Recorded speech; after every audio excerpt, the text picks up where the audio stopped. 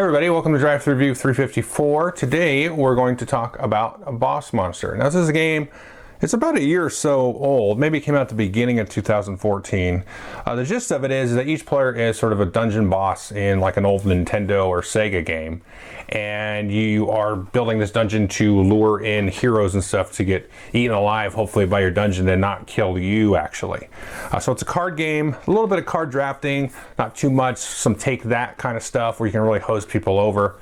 But let's jump in and take a look at it. I do have also the expansion in here, and I'll talk about that more in the review, but let's take a look at it. So the boss for Boss Monster actually is made to look like an old NES cartridge, which is pretty cool. And the game comes with several decks of cards. There's hero cards, boss cards, item cards. Now the item cards are actually in the expansion. And the first thing players are going to do is take two boss cards and decide to pick one, and that will be the boss you are for that game. A couple things to note are the level up bonus is going to be different from boss to boss. This happens when you build your 5th room, and that will trigger whatever your level up bonus is. And you've also got the XP amount, which is basically just for determining the player order on the turns. You also notice the sword here, and this is for the type of hero that you're going to start off attracting. In this case, we'll be attracting a warrior, whereas this other Dracula type character will be attracting clerics. So everybody will start with a hand of 5 room cards, and these are the rooms that you're going to build in your dungeon, as well as 2 spell cards, and these are things that you can play during the build step or during the adventure step when the adventurers will come into your dungeon. And then you'll discard 2 cards from the starting hand and then start the game. So let's take a look at the room cards. We can see here's a monster room. This is the Dragon Hatchery, and you can see the icon in the upper left showing which kind of room it is. And here's a trap room. Now each of these rooms has a different special ability, and then on the lower left you can see the amount of damage it's going to do to heroes walking through this room as they travel down your dungeon. And on the lower right, again, you can see icons for attracting the different types of heroes. Now we do have advanced rooms, and you can build over any type of room, but if you have an advanced room,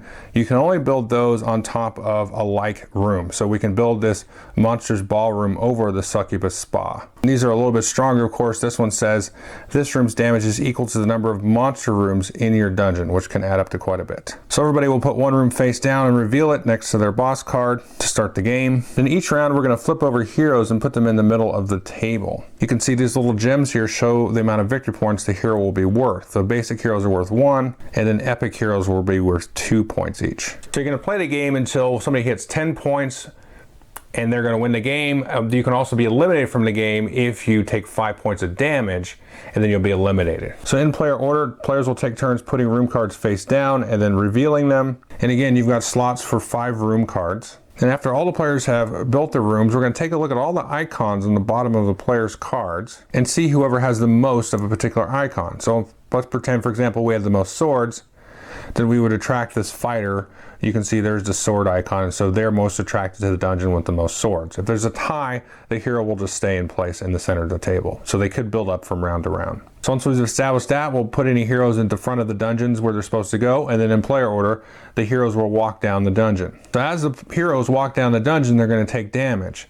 If they make it all the way through without being killed, then it'll leave them face up, and they're going to do this much damage to you or to the boss. So once you hit 5 damage, you'll be eliminated from the game. Now if you do kill them off, you'll flip it over and then just basically add it to your score pile. So let's take a look at the items. These are in the expansion. These are actually going to attach to heroes. So every round you'll flip over one item card, you'll look at the icon, and the first hero that you flip, or the oldest hero that's been in the center of the table, this will immediately attach to anyone matching that icon. And there's 2 pieces to these cards. There's a hero ability and a boss ability. And underneath here you can see this hero will actually have the ability. So this hero will be plus 5 health, so it'll be that much more difficult to kill. But if you do kill the hero, then you'll get this ability for your boss. So choose a hero in any dungeon until the end of the turn, it has plus 5 health. Now you can only ever have one active ability from these item cards at any one time. Okay, so that's pretty much the game. The other thing you're going to be doing in the game is playing these spell cards. So as players take turns putting the room cards face down and then revealing them,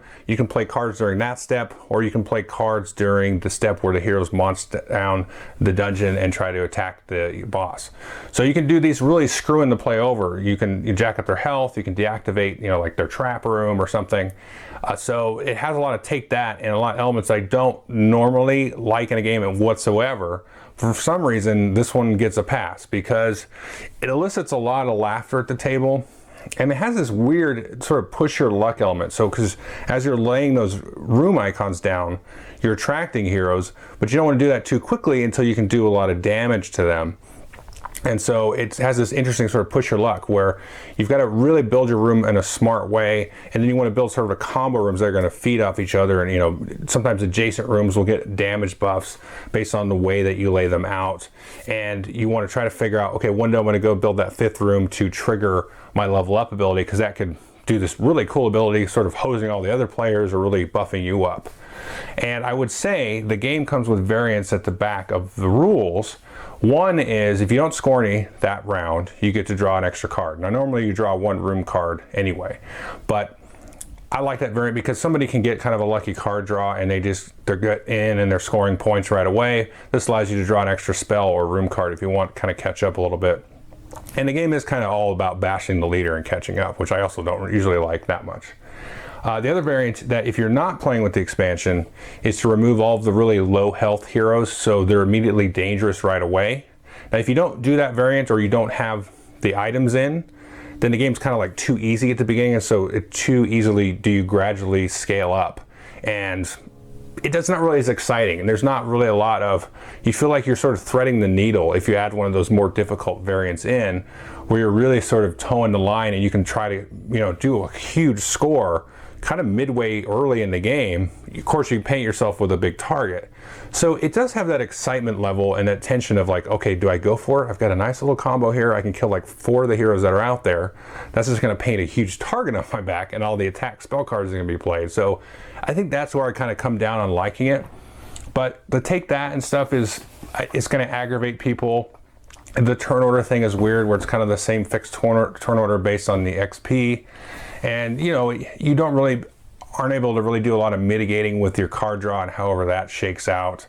But at the end of the day, it's really fun. So I don't know what else to tell you about it, but I wouldn't recommend it actually, but for me it's fun and it's going to stay on the shelf. So I don't know what that is worth to you, but anyway, thanks.